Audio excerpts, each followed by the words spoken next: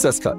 At Shane Company, you can create a one-of-a-kind ring and get it in days, not weeks. Because a friend wants you to have a magical holiday proposal. Shane Company, your friend and jeweler. $5,000. That's the average amount of money people in the U.S. are now spending on gas in a year. $5,000. That's crazy. If you drive, you have to download Upside, the free app that gives you cash back every time you get gas. That's right. You can earn real cash back with Upside just by buying the gas you're already buying. You can literally start earning cash back today. I use Upside every time I fill up, and I've already made around $300. You're putting gas in your car anyway. Why not get real cash back? If you like free money, download Upside. I'm saving the cash I earn from using Upside to help pay for a vacation later this year. Download the free Upside app now to earn cash back every time you buy gas. Use promo code CODE to get an extra 35 cents per gallon on your first tank. You can cash out anytime right to your bank, PayPal, or a gift card for Amazon and other brands. Just download the free Upside app and use promo code CODE for a 35 cents per gallon bonus on your first tank. That's code CODE for a 35 cents per gallon bonus.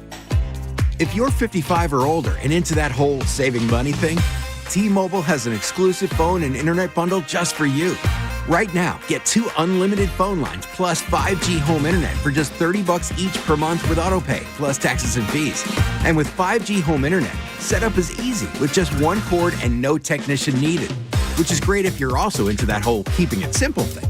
Switch now and experience the best mobile network in the U.S. Visit your local store to start saving.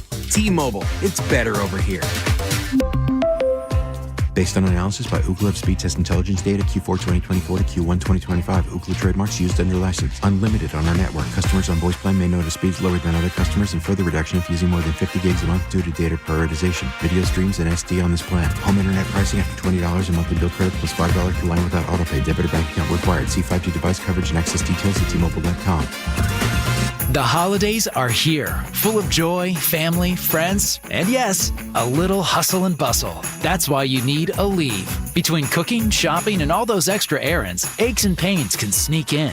Aleve is here to help with long-lasting body pain relief. Don't let body pain slow you down. With up to 12 hours of body pain relief per dose, you can keep up with the season's magic and all that awaits. Pick up Aleve and get back to what really matters, making memories. Use as directed. We all hear the radio ads about the IRS. They tell you to be afraid, to be scared, and they try to frighten you into calling. I'm not here to do that. Tax Relief Advocates is different. TRA is here to tell you that if you owe money to the IRS, whether it's $5,000, $50,000, or $500,000, we have a solution. It doesn't matter if you're sitting in your car, at work, or with your kids. No matter where you are, call now. 800-575-9834. Don't lose hope. TRA can eliminate or reduce what you owe to the IRS. Generous programs are now available that can give you a fresh start. Our passion is taxes and helping individuals fix their IRS problems. We have over 1,000 5-star reviews on Google and an A+ with the Better Business Bureau. You don't need to be afraid of the IRS any longer. End your tax nightmare today by visiting us online at TRA.com or call 800-575-9834. That's 800-575-9834. Tax Relief Advocate.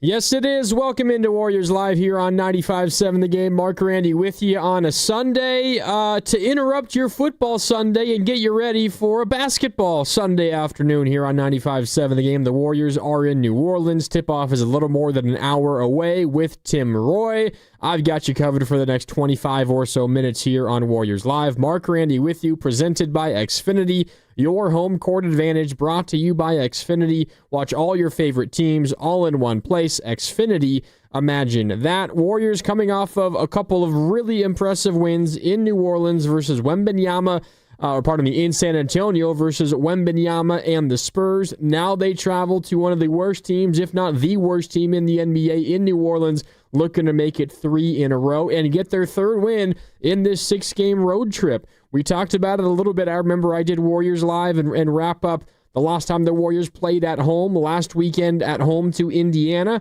And at the end of that night, I remember saying the Warriors' goal for this road trip should be 3-3. Win one of the first 3, right? You're probably going to lose to OKC. I think we all saw that coming. Maybe not the way in which it happened, but I don't think there's many of us that were legitimately predicting a Warriors win in OKC.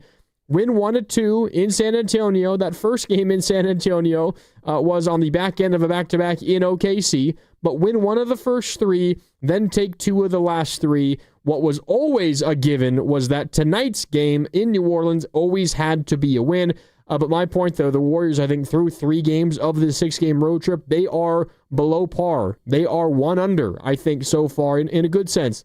Of course, I think you want to be 3-3 at worst on this road trip. Now the Warriors have an opportunity to get greedy. If you win tonight, that's already 3 wins on this road trip. Then just split the doubleheader coming up in Florida. You're off, and then you have a back-to-back. Not a doubleheader, a back-to-back in Orlando and then in Miami. Just win one of those games. You would probably circle the Orlando game as the front end of the back-to-back, but we'll see how the Warriors play it. I would be shocked if all the veterans played in both of those games. But tonight is a must, gotta-have-it game. It's a little bit of a, I don't know, you're still celebrating your victory night, and you overlook a New Orleans team that is going through some stuff right now, and we'll get to all of that. New Orleans, again, they're just 2-10. They've lost 4 games in a row, and they just fired their head coach.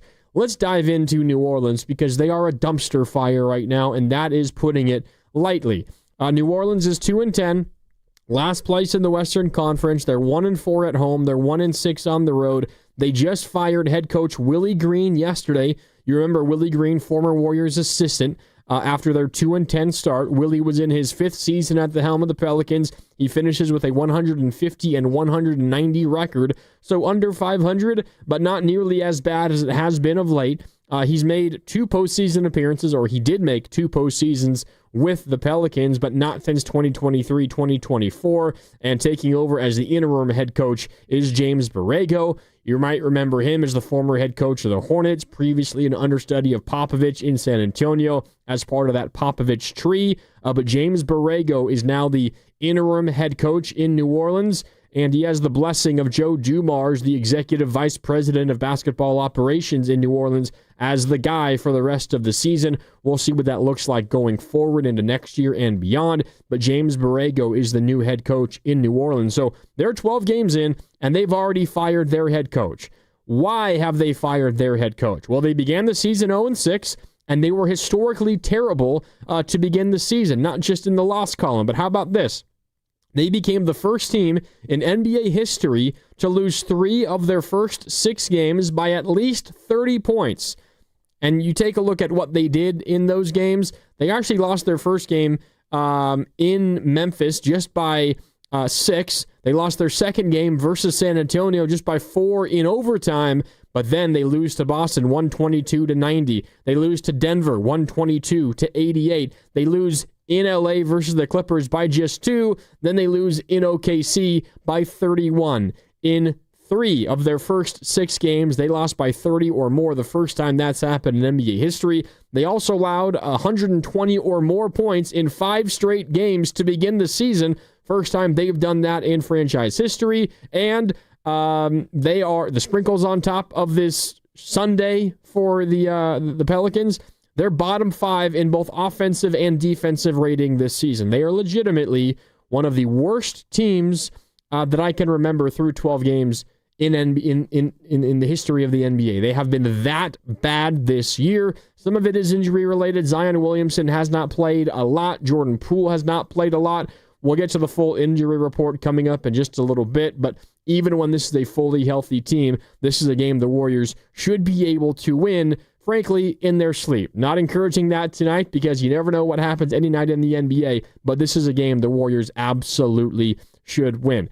Also, as we talk about New Orleans And the silver lining for these kinds of franchises is always, well, you're 2-10. Let's, tank for whoever it was, right? Last year it was tank for Cooper Flagg. Get the number 1 overall pick. Give yourself the highest percentage opportunity of winning the draft lottery and then draft a franchise-changing player. Number 1, the Pelicans already thought they've been through that. They did it with Zion Williamson, and it ended up not working out for them, at least to this point. He's currently questionable for today's game. I'll get to more on that in just a little bit, dealing with a hamstring strain, which, by the way, he's had hamstring issues for 4 straight years now, a failure. Zion Williamson's tenure in New Orleans. So number 1, tanking for a number 1 overall pick doesn't guarantee anything. New Orleans should know that. And number 2, because of 2 of the most, frankly, mind-boggling moves of the NBA offseason, they don't have a first-round pick next year. They had 2 of them in their possession, and they decided, you know what? We don't need first-round picks in 2026. We're going to use that to help our team right now. So, okay, let me take you through what happened this offseason. Because, number 1, Joe Dumars replaces David Griffin in April as the new executive vice president of basketball operations for the Pelicans. You might remember Joe Dumars, one from his days as a player with the Pistons, also a childhood friend of Draymond Green. Also previously worked in the NBA office. Whenever there was a suspension that would come down, it was Joe Dumars who would release the judgment and the statement. That's why there was kind of some drama when it was Draymond Green getting suspended, because it was a childhood friend of Draymond in Joe Dumars. That was kind of the one in charge of handing that down. He's no longer with the NBA, in the NBA office. He's now the decision maker, essentially the general manager of the New Orleans Pelicans. And in his first offseason in charge, here's what he did. Just the quick, let me sum up what their moves were.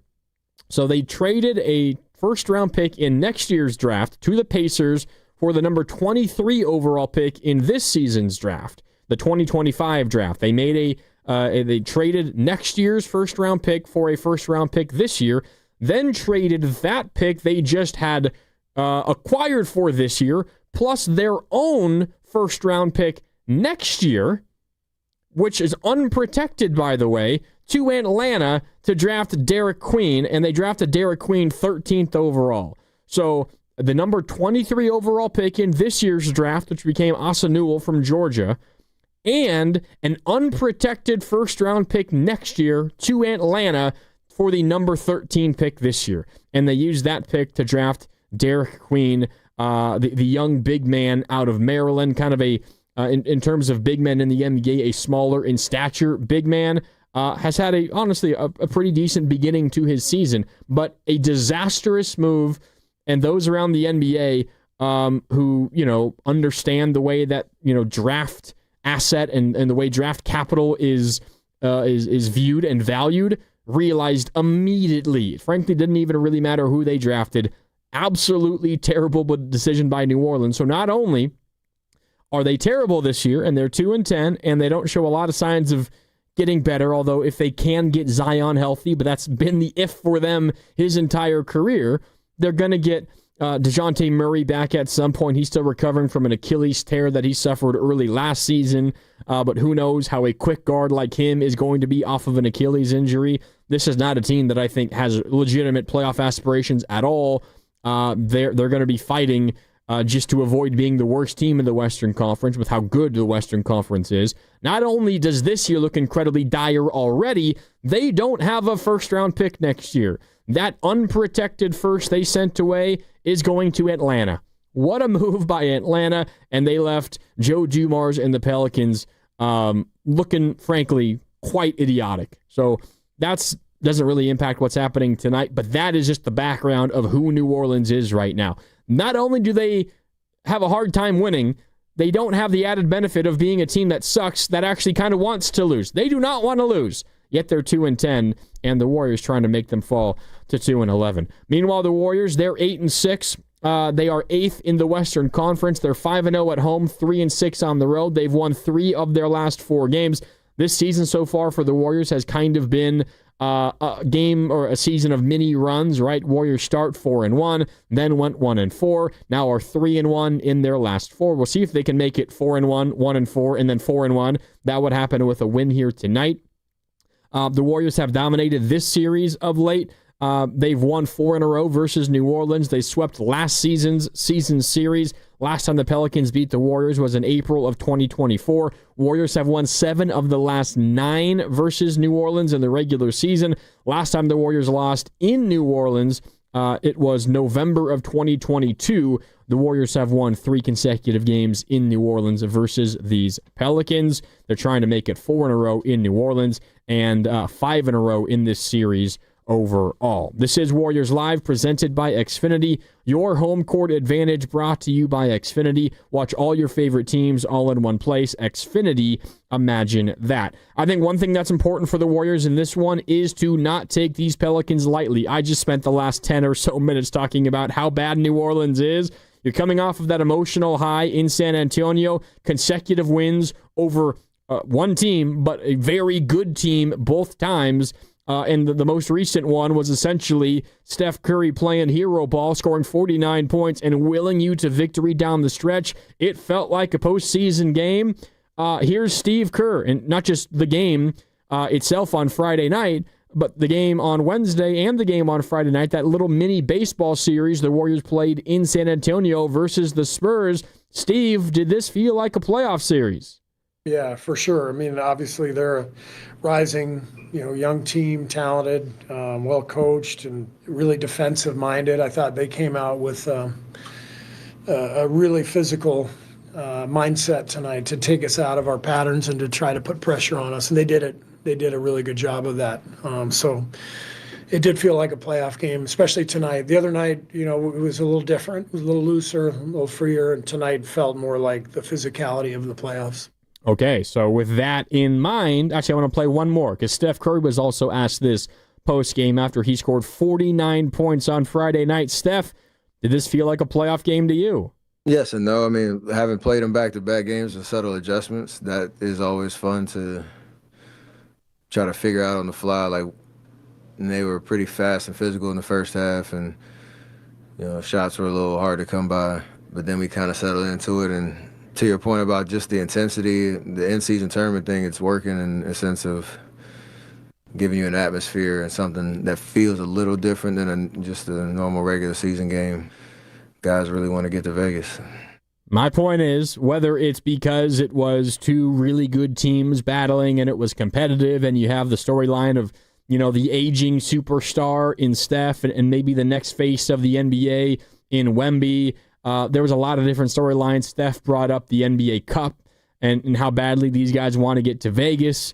It meant a lot to Steph, clearly. I mean, the way that he shouted and was flexing and was screaming to the crowd and his bench and even to some Spurs players once that game went final on Friday night clearly meant a lot to the Warriors. And frankly, doesn't really matter why. If it was the NBA Cup factor, if it was the Wemby versus Steph factor, if it was the drama of the week last week for the Warriors, which was, Draymond's comments after the game in OKC on, what was that, Monday night?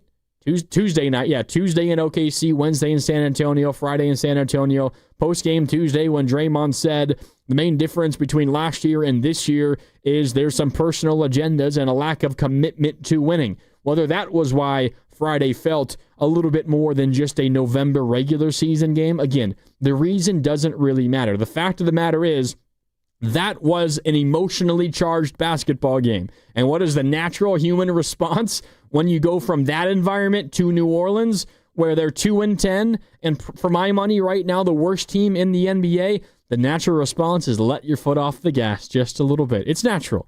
That's what the Warriors are going to have to battle against tonight. This is a game, the Warriors, Vegas thinks they're double-digit favorites, and 10.5 points is the spread, which means Vegas thinks the Warriors will win by somewhere around 10 or 11 points. This is a game the Warriors should win. So I think, issue number 1 for the Warriors to battle through is the attention to detail. It is fighting that laziness and just fighting that natural instinct to be like, all right, let's put the pedal to the metal and let's close out this game and let's not make it a game in the fourth quarter. We'll see how it all plays out. That's, I think, something for the Warriors to keep an eye on. Warriors Live is presented by Xfinity, your home court advantage brought to you by Xfinity. Watch all your favorite teams all in one place. Xfinity, imagine that. As promised, let's get to our injury report. As always, brought to you by Boxer & Gerson, Northern California's premier workers' compensation law firm, helping injured workers get their lives back for over 40 years. For more information, visit boxerlaw.com. We begin with the Warriors. Jonathan Kuminga, dealing with bilateral knee patellar tendonitis, is out again today. He left Wednesday's game in San Antonio at halftime, did not play on Friday in San Antonio as well. Based on everything the Warriors are saying, does not appear to be a serious issue for Jonathan Kuminga. We will keep an eye on that, of course, though, as the season continues to play out. He was listed as questionable on the injury report on that Tuesday game in San Antonio before eventually playing and then being ruled out at halftime. But this does not appear to be something that's going to keep him out for, say, weeks. I think it's probably more like a matter of days for Jonathan Kuminga. But again, he's not playing tonight for the Warriors in New Orleans. The only other on the injury report for the Warriors is DeAnthony Melton. He is still out as he continues to rehab from his ACL injury suffered last year. The Warriors have previously said they're going to give out another update this coming week, so look out for that this week at some point on DeAnthony Melton's knee. The last update was that he was making good progress and is beginning to return to on-court activity. This next update will come at some point this week, and maybe we'll have a clearer picture of when exactly Melton could return to the floor in game action for the Warriors. Meanwhile, for the Pelicans, Jordan Poole has a left quad strain. He is out. This is going to be his 6th consecutive game missed. DeJounte Murray is still out. I mentioned him earlier. He suffered a torn right Achilles last year early in the season. He hasn't played yet this season, of course. Latest reports are saying somewhere around the new year, probably early 2026, is when Murray will be able to return. And then last but not least is Zion Williamson dealing with a right hamstring strain. And again, this is the 4th season he's dealt with a hamstring strain. This is becoming a recurring issue for Zion Williamson. That hamstring strain has him questionable in tonight's game. He's missed the last 6 games. I'm looking for an update on Zion Williamson, if there's anything coming in from New Orleans just yet. I haven't seen an update just yet. The latest thing I'm seeing is that he was doing some running on the court while the rest of his team was getting some warm-up shots up in the arena.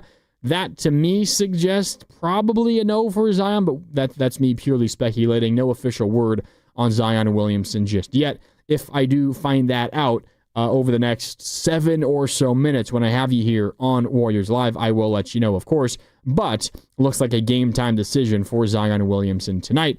And that is the injury report. Again, for the Warriors, no Kuminga, no Melton. The Pelicans, no Poole, and no Murray. Zion is a game-time decision. If I don't get that update to you in the next, again, 6 or 7 minutes, Tim Roy will have that for you before tip-off, which is coming up in about 40 minutes or so right here on 95.7 The Game. Okay, this is Warriors Live, presented by Xfinity, your home court advantage, brought to you by Xfinity. Watch all your favorite teams all in one place. Xfinity, imagine that. I want to roll into my Take It to the Bank prediction because this highlights something that I really wanted to dive into here. It's time for our Take It to the Bank prediction, brought to you by Fremont Bank, here for you, here for good. I'm looking at Moses Moody in this one. I'll go double-digit scoring for Moody tonight. He scored 10 or more in 5 of his last 7 games, and in the last 2, he's been in the starting lineup. During that stretch of 7 games, Moses is averaging 14 points per game, a little more than 14 per game, 44% from the field, but over 40% from downtown. That 3-point stroke looks really good so far this year. He was talking last week about an adjustment, a slight adjustment to his release. It seems to be working, shooting over 40% in his last 7 games. And that's, it's not a gigantic sample, but it's not as if he's only taking like 1 or 2 threes per game in that stretch. Either he's been putting up big numbers from downtown and shooting over 40% at it.